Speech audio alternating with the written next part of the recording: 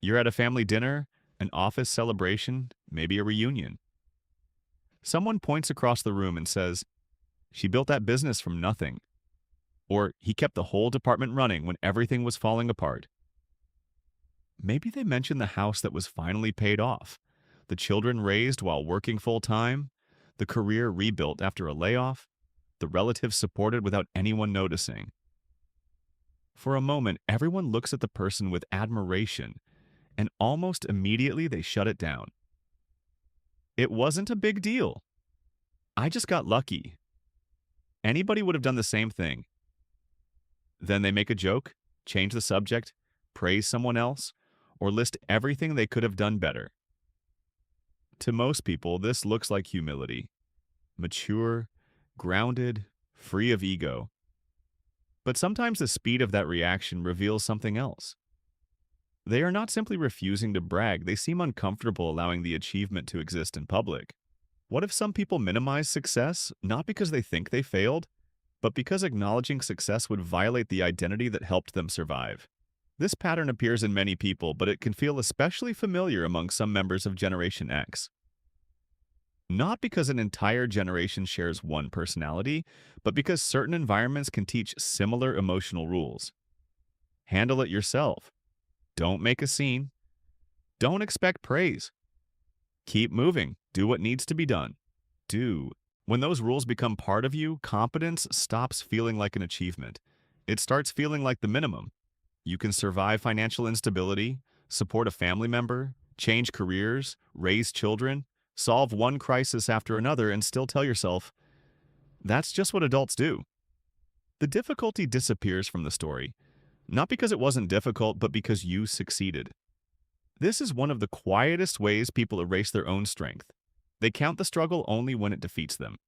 If they manage to carry it, they decide it must not have been heavy. Imagine someone who has spent 20 years being the dependable one. When the car breaks down, they figure it out. When money gets tight, they adjust.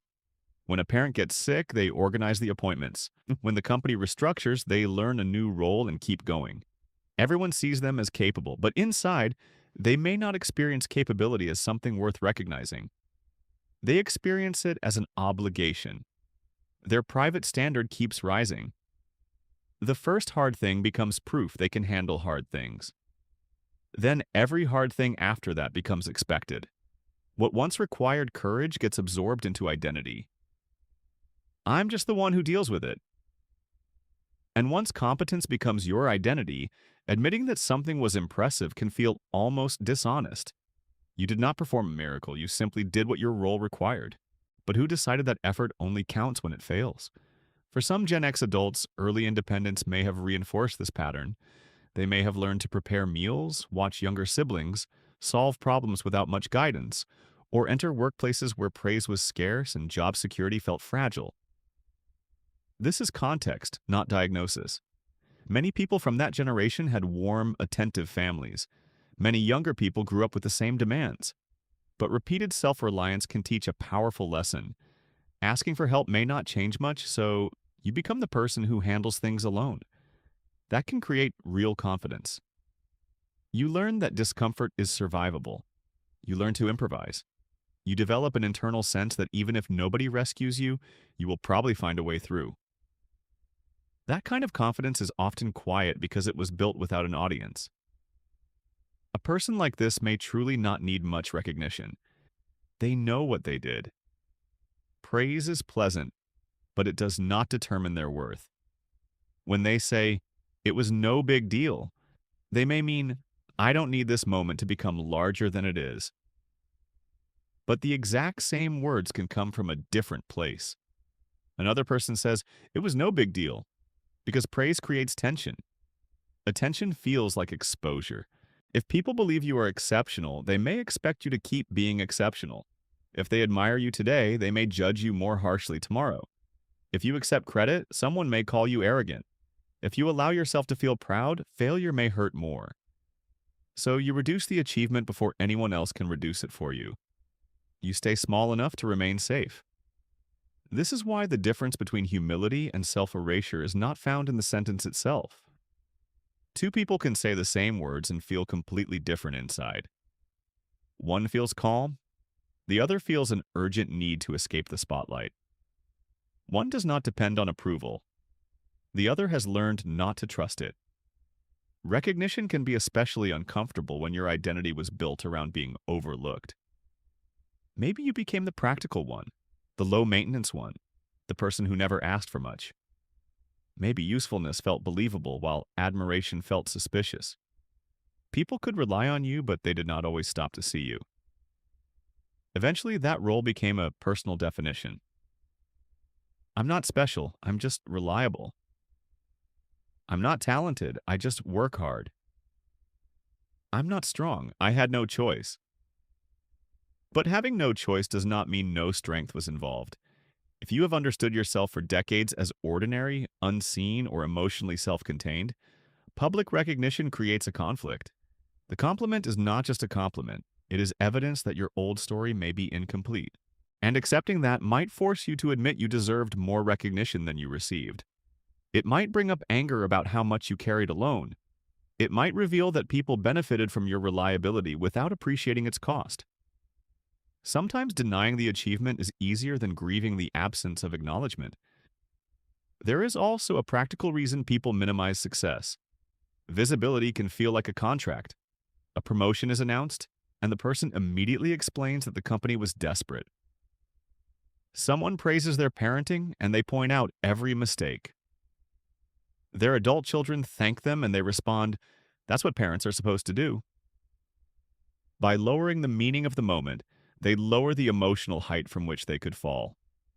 If the promotion was luck, future struggle does not expose them. If the achievement was ordinary, nobody can accuse them of thinking too highly of themselves. Minimization protects against disappointment, envy, scrutiny, and obligation. But protection has a cost. When you explain away every success, your mind loses access to evidence. You may be highly capable yet feel unprepared each time life changes. You may encourage younger colleagues to advocate for themselves, but freeze when asked to describe your own value. You may negotiate fiercely for everyone else, then accept less for yourself because naming your contribution feels uncomfortable. The problem is not modesty.